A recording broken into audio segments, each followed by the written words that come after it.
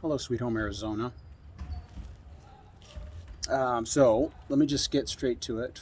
Tomorrow is my father-in-law's memorial service. For those of you who know, he passed away on the 4th of July. And so it's been a couple of weeks of prep, a couple of weeks of grieving and comforting my wife. And tomorrow's the day. And so I don't know if I'm going to be posting tomorrow. If I do, it'll only be a couple of videos, probably later in the day. I will be posting my Sunday sermonettes, so I will record those tomorrow night, but life takes precedence. Takes precedence? Not precedent. Takes precedence. Make sure I'm not grammatically incorrect. So that's that. Also, so I discovered, well, like 3 YouTubers got deleted today.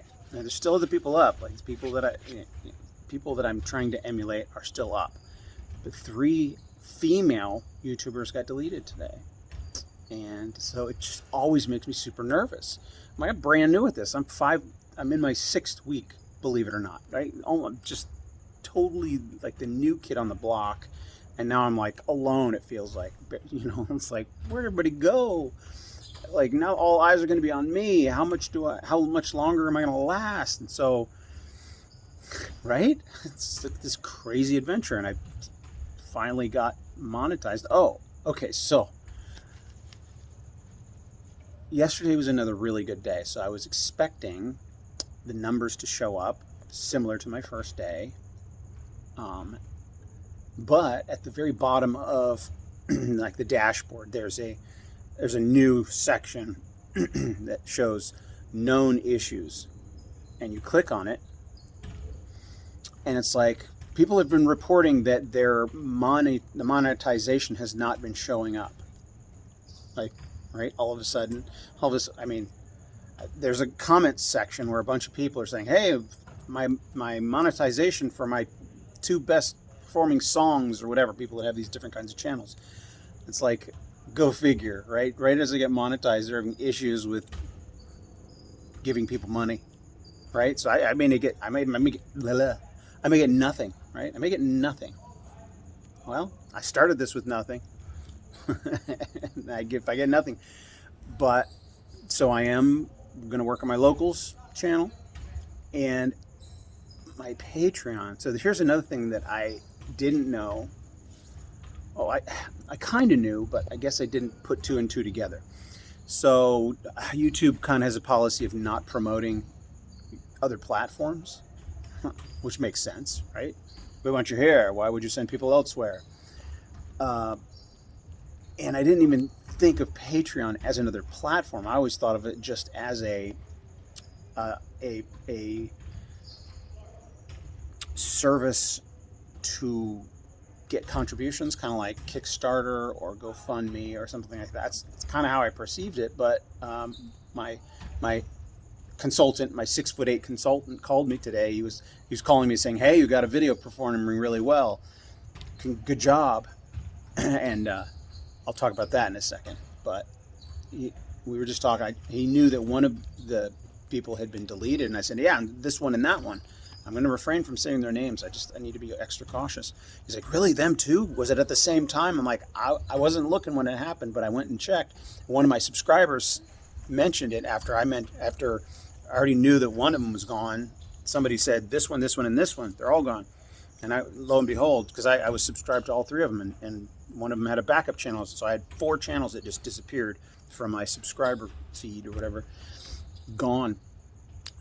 And he's like, "Oh man." And we had a conversation, and something he said, I caught it in passing, but he mentioned, yeah, there, at least this one was really heavy in promoting her other platforms where she is, and maybe that might have been why she got dinged.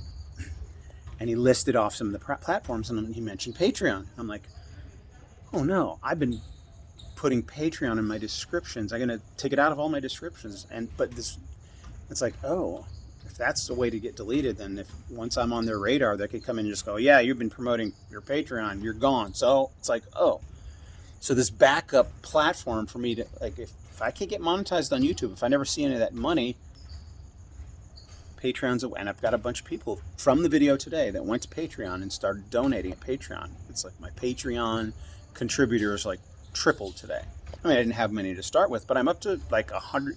It's like at Patreon, you donate and say you're going to do it once a month, this amount once a month. And that's like amazing. So I'm up to like $150 a month, something like that. And that's awesome. That's a beginning. I have goals. I have these plans that I was going to share tonight of what I would do if my YouTube monetization increases and my Patreon monetization or whatever increases, donations. I wanted to implement this idea that I have, use that as a test run of how I can give people back their money and increase, right? I'll give them people an ownership stake of something, and I was going to use this, the YouTube and the Patreon, to figure out a way to do that, to not just people get their money back, but for people actually to gain from it. I get more back, and I have a devised plan, but I got to work things out first. I got to make sure my locals is up, and make sure I keep getting monetized on YouTube before I really announce it and implement it. So that's really just a tease. I'm not telling you anything, but I have this plan. I mean, yes, I need my needs met, but if I blew up, like suddenly I was making $5,000 a day on YouTube, I'm like, that's more than I need.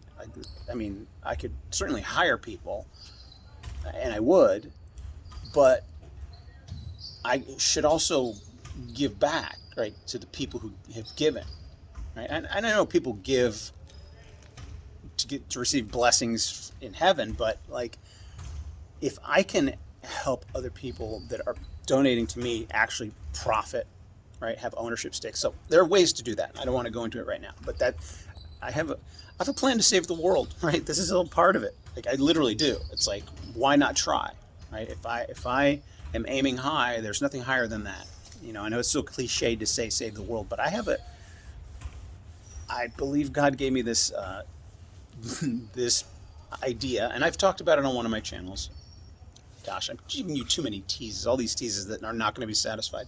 But it's like, it's an economic paradigm, right? It's something that, if it were implemented, would be a paradigm shift in the ownership concept, and would ultimately, carried out to its ultimate, it wouldn't happen immediately, obviously, but if it were implemented, it would ultimately eliminate socioeconomic classes. I'll drop that there. I'm not that opens up a can of worms. People read into what I'm saying, and they misread into what I'm saying. All right, so let me I'm not going to make this much longer, but I want to talk about the video the first video I released today. It's the one that my 6'8" consultant called me about. He's like, "Good job. What did you title it?" And it's like some kind of clickbaity sounding title, but it was Sincere as a Heart Attack. All right, so those of you who know what I'm talking about, that title on that video is Serious as a Heart Attack is the expression, but it was sincere. Video was called, it's something like The Most Shocking News of the Century or something like that. And I just didn't give much information in that video, but I linked to a very important video, which is like a teaser trailer for documentary side of project that I'm working on. The project that I'm working on is a scripted narrative, but there's a documentary side of it as well. I've got oodles and oodles of footage. If I were financed, if I had the money, it would be a docu-series. It would be something I could do and put up on any platform, and people would start watching it immediately, and it would be high quality, high production value, etc.